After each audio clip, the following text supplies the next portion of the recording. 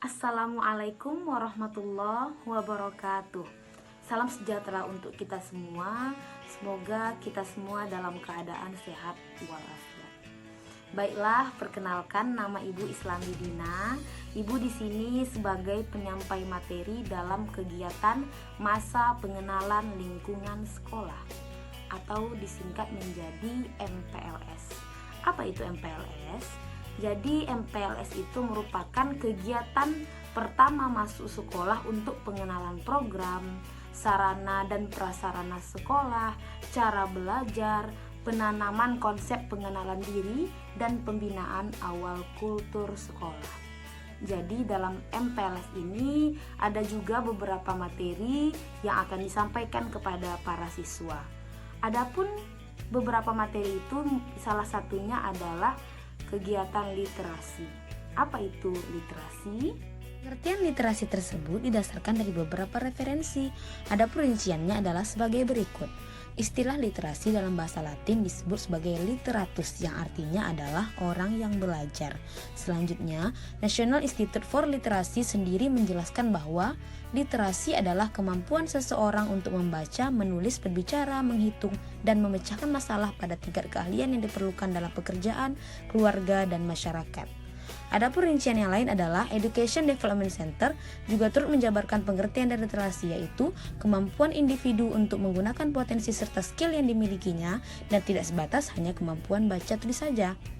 Jenis-jenis literasi ada bagiannya, yaitu yang pertama literasi kesehatan, finansial, digital, data, kritikal, visual, teknologi, statistik, dan literasi informasi.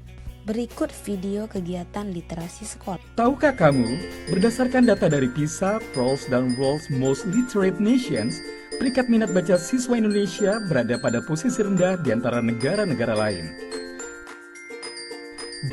Melihat fakta tersebut, Kementerian Pendidikan dan Kebudayaan menerbitkan Permendikbud nomor 23 tahun 2015 tentang penumbuhan budi pekerti. Salah satu poin penting dalam peraturan tersebut adalah mewajibkan sekolah menyelenggarakan program 15 menit membaca buku non-teks pelajaran sebelum hari pembelajaran dimulai. Diharapkan melalui kegiatan ini, siswa terbiasa membaca buku setiap hari dan terbentuk budaya baca di sekolah. Lalu, apa saja yang bisa dilakukan dalam program 15 menit membaca buku non-teks pelajaran sebelum hari pembelajaran dimulai?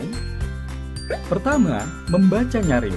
Dalam metode ini, guru membacakan buku kepada siswa dengan suara nyaring. Siswa mendengarkan dan menyimak dengan seksama. Yang perlu diperhatikan, guru selalu menjaga interaksi dengan siswa. Bisa saja saat dan setelah pembacaan buku, guru dan siswa berdiskusi mengenai isi buku. Kedua, membaca mandiri. Ketika waktu 15 menit membaca tiba, siswa dipersilakan memilih dan membaca buku yang disukainya. Guru mendampingi kegiatan membaca ini dengan turut membaca buku pilihannya.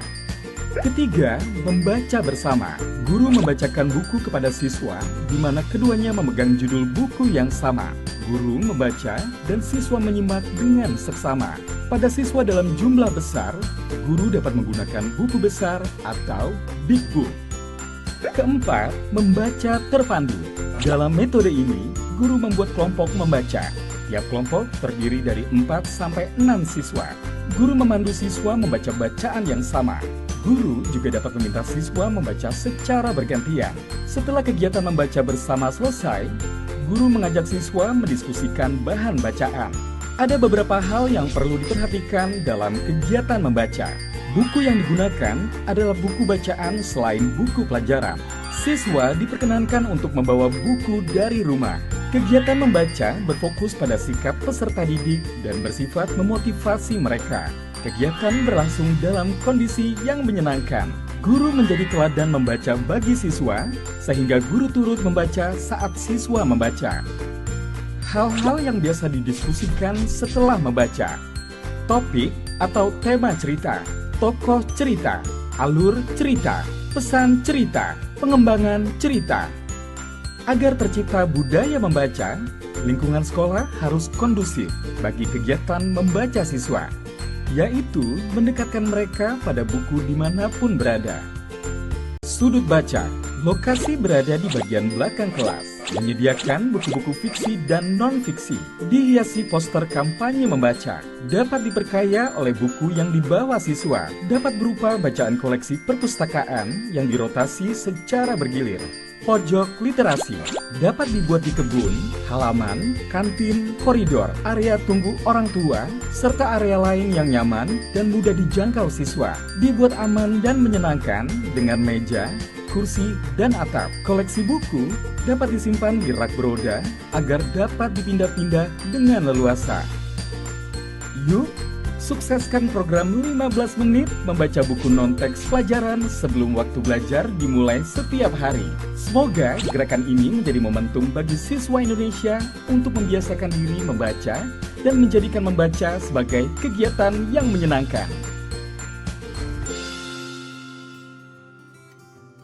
Jadi dapat ditarik kesimpulan bahwa literasi merupakan kemampuan dan keterampilan seseorang dalam membaca, menulis, berbicara, menyimak, dan memecahkan masalah dalam kehidupan sehari-hari. Jadi literasi ini tidak dapat dipisahkan atau tidak dapat dilepaskan dari kemampuan seseorang dalam berbahasa, termasuk berbahasa Indonesia. Adapun karya-karya dalam literasi, ada karya sastra dan karya non-sastra. Karya sastra ini terdiri dari puisi, pantun, syair, cerita rakyat, fabel, legenda, dan lain-lain. Kemudian karya-karya literasi dalam non-sastra seperti koran, membaca pidato, menulis majalah, membaca majalah, dan lain-lain.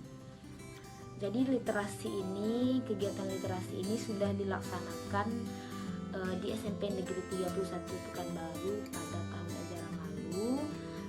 Kami melaksanakannya pada hari Kamis 15 menit sebelum pelajaran atau kegiatan belajar mengajar dimulai.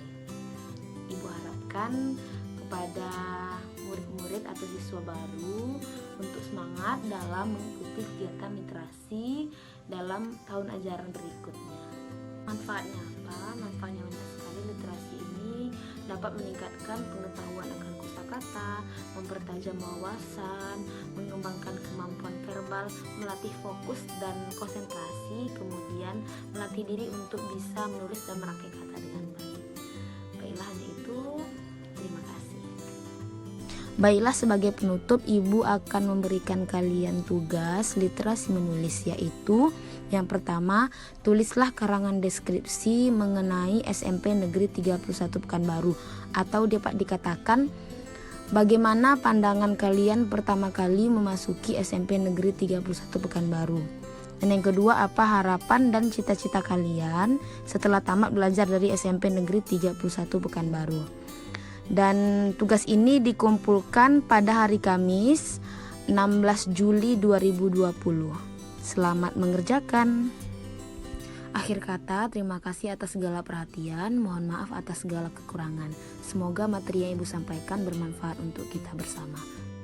Assalamualaikum warahmatullahi wabarakatuh.